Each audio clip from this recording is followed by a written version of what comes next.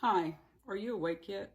You know, there are people like me that have been warning Americans for several years that we were having a hostile takeover of our country, not from people from the outside. Everybody was always afraid of China and Russia and Cuba and North Korea and all of these countries, but those were not the people that we needed to be concerned about. We always needed to be concerned with the people on the inside of our country who were doing things that were detrimental to our country. And when Elon Musk started working with Doge and uncovered all of the things that were going on with federal agencies where they were sending money all over the world for causes that none of us would have agreed to, and they had $4.7 trillion that were missing from our U.S. Treasury, 2.7 from Medicaid and Medicare, and 2.5 from our Pentagon. All of us then started paying attention a little bit more. But we've been telling you this for all of these years. Now, guess what happened today? In our second largest city in our country, in Los Angeles, we had 3 sheriff's deputies that lost their lives today because someone had planted a bomb at their training facility.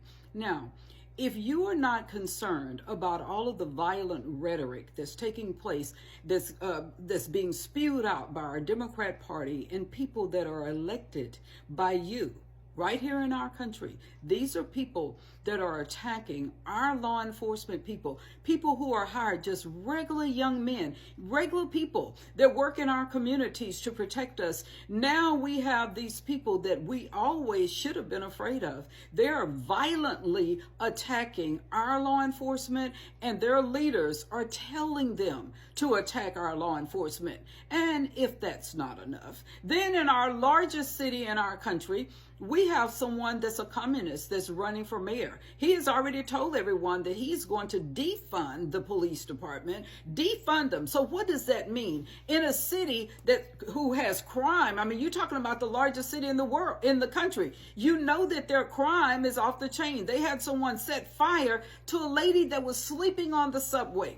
We had a homeless person to do that. This person wants to defund our police department and maybe even close jails. He wants to stop he wants to have grocery stores that are owned by the government. Oh my God, what does that sound like?